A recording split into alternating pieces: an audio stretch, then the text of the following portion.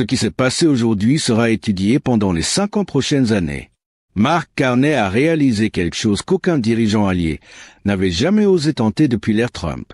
Et la façon dont il a fait, avec une précision calculée et une confiance tranquille, envoie déjà des ondes de choc dans toutes les grandes capitales du monde. Ce n'était pas une crise de colère. Ce n'était pas une menace. C'était quelque chose de beaucoup plus puissant pour l'influence américaine. C'était un modèle d'indépendance. Quand on comprend ce qui vient de se passer, on réalise que nous assistons au début d'un changement fondamental dans la manière dont le monde se rapporte au pouvoir américain.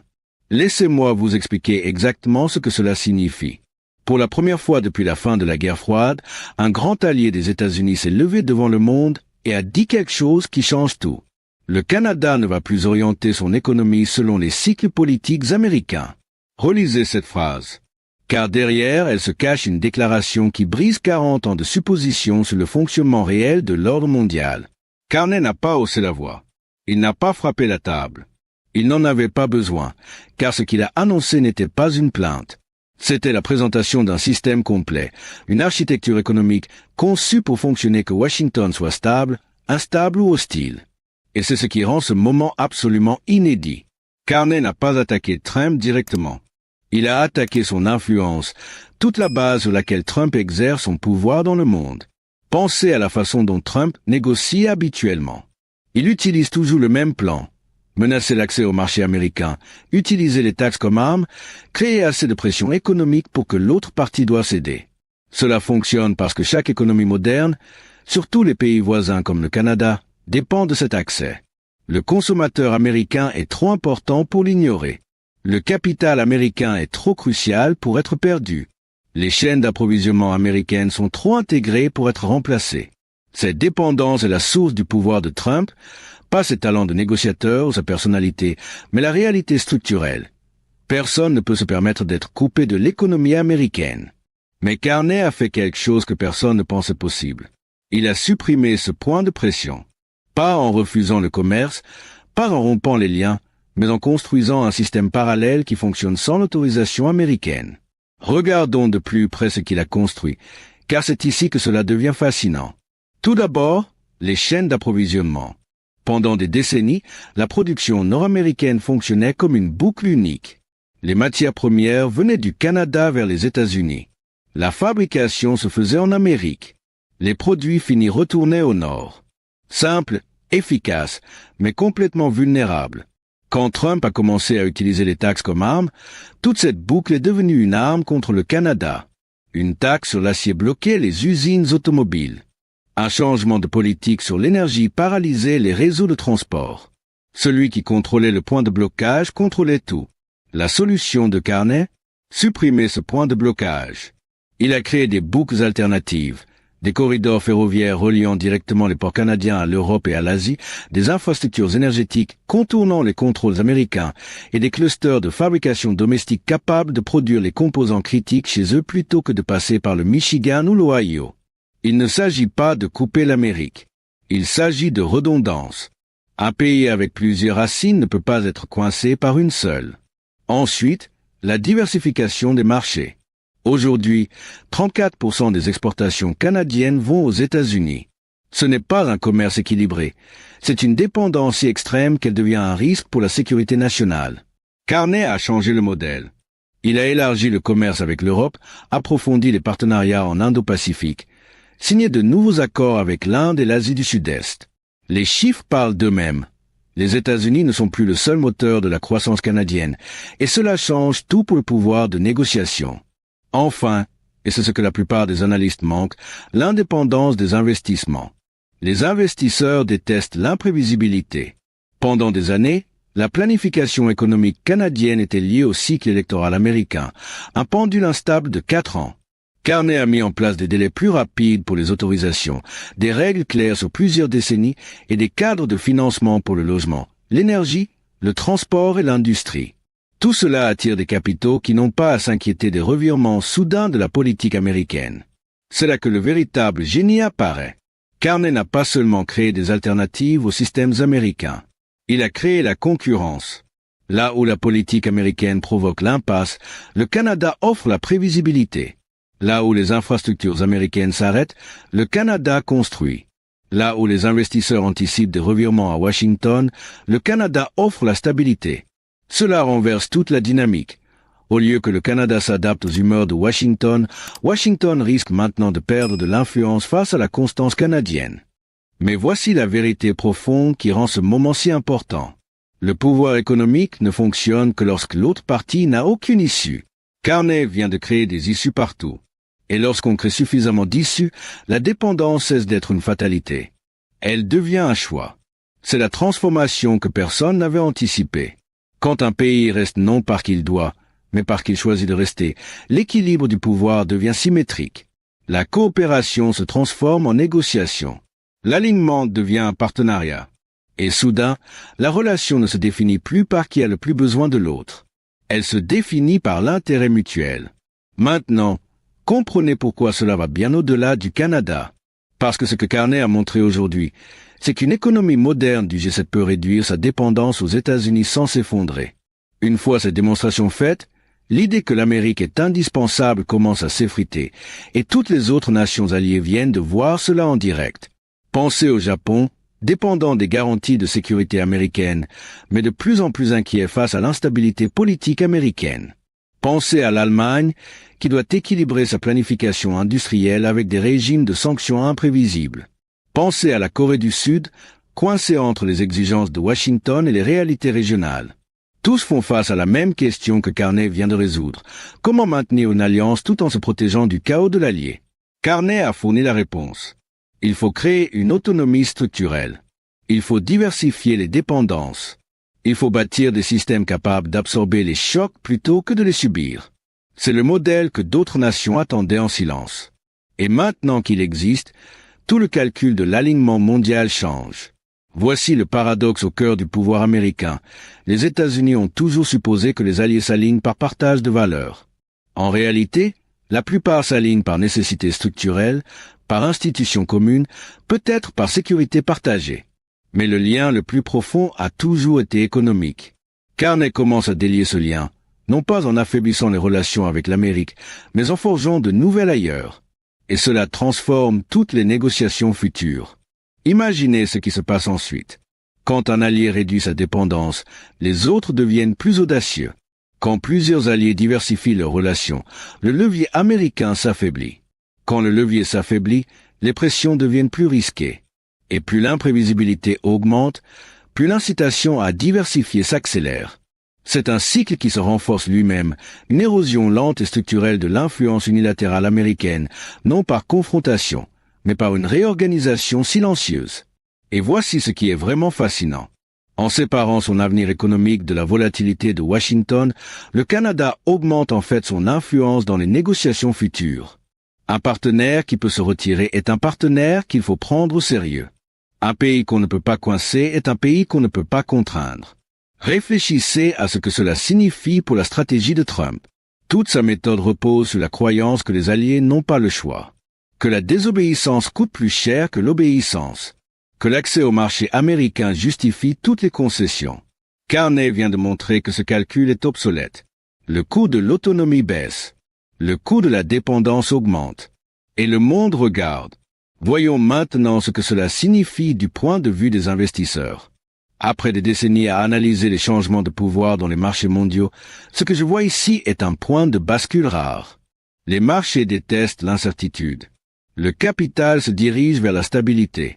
Pendant des années, malgré tout son chaos, les États-Unis sont restés le refuge parce qu'il n'existait pas d'alternative crédible. Même quand la politique américaine devenait chaotique, les investisseurs supposaient que les alliés absorberaient les coûts et s'adapteraient. Carney vient de changer cette équation.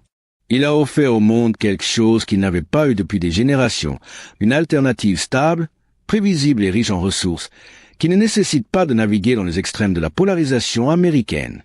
C'est ainsi que l'influence se déplace. Pas par la force militaire, pas par l'idéologie, mais par celui qui offre la base la plus fiable pour planifier sur le long terme. Et en ce moment, le Canada se positionne pour offrir cette stabilité à tous ceux qui comprennent que c'est plus sur que le pays censé diriger.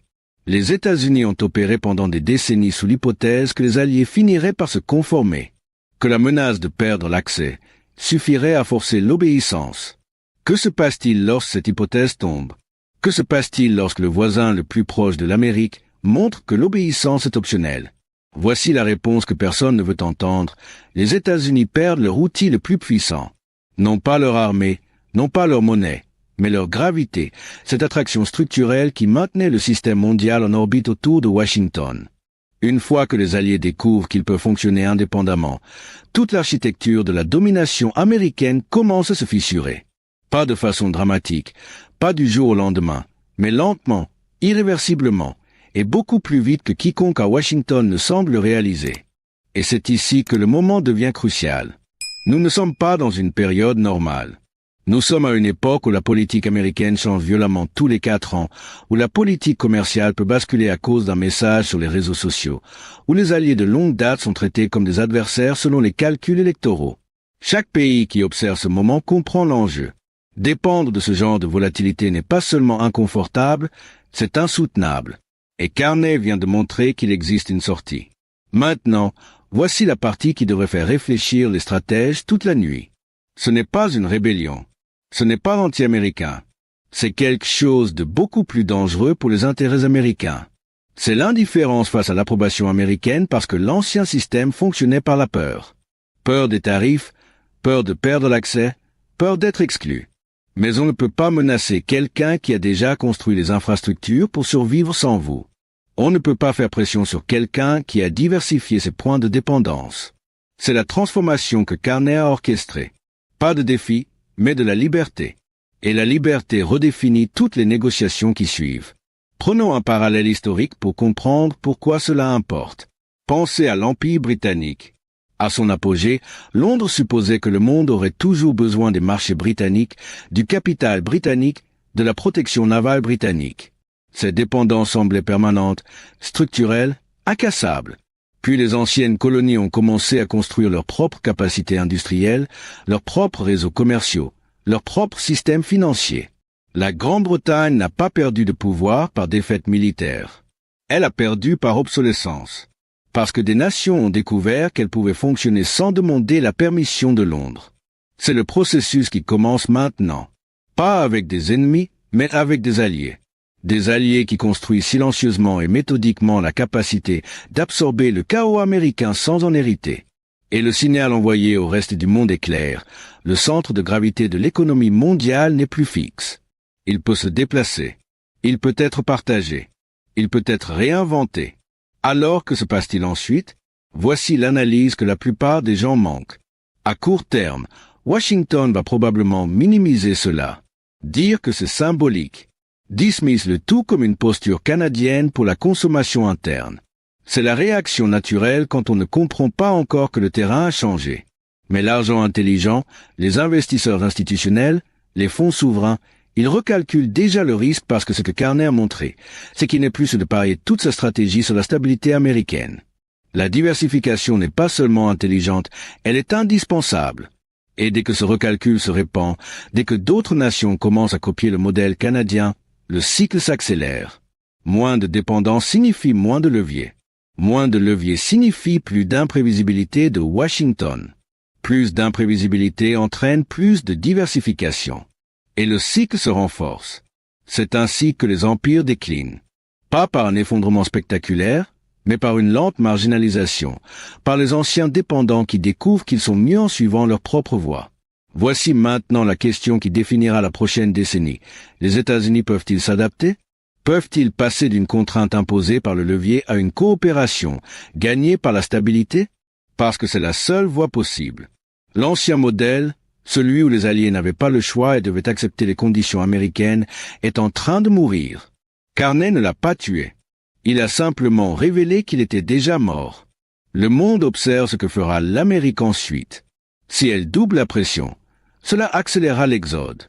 Si elle comprend que l'influence dans l'ère moderne vient d'être le partenaire le plus fiable, pas le plus puissant, alors elle peut s'adapter. Et voici ce que les investisseurs doivent comprendre. Ce changement a déjà commencé. Le capital intelligent se repositionne déjà. Les nations fatiguées d'absorber la volatilité américaine construisent déjà des alternatives. On peut appeler cela la fin de l'unipolarité américaine. On peut appeler cela l'avènement de la multipolarité. Mais ce que c'est vraiment, C'est un monde où chaque pays peut fonctionner indépendamment, où l'autonomie économique est possible, où la résilience structurelle l'emporte sur l'alignement temporaire et où les règles changent complètement. Pour conclure, l'idée essentielle est la suivante. Le pouvoir n'appartient pas à la voix la plus forte. Il n'appartient pas au plus grand marché. Il appartient à l'architecte, à celui qui construit la structure, car les autres finissent par y vivre. Pendant 70 ans, cet architecte a été les États-Unis. Il a construit les institutions, les cadres commerciaux, les alliances de sécurité qui définissaient l'ordre mondial. Les nations vivaient à l'intérieur de ces structures parce qu'il n'y avait pas d'alternative viable. Aujourd'hui, Mark Carney s'est présenté devant le monde et a révélé une structure différente. Une structure pensée pour une autre époque. Une époque où la stabilité américaine ne peut plus être supposée. Où la dépendance est une faiblesse, pas un atout. Où l'autonomie est survie, pas rébellion. Il n'a pas détruit l'ancien système. Il a construit à côté. Et c'est bien plus puissant que la confrontation, car désormais chaque nation a un choix.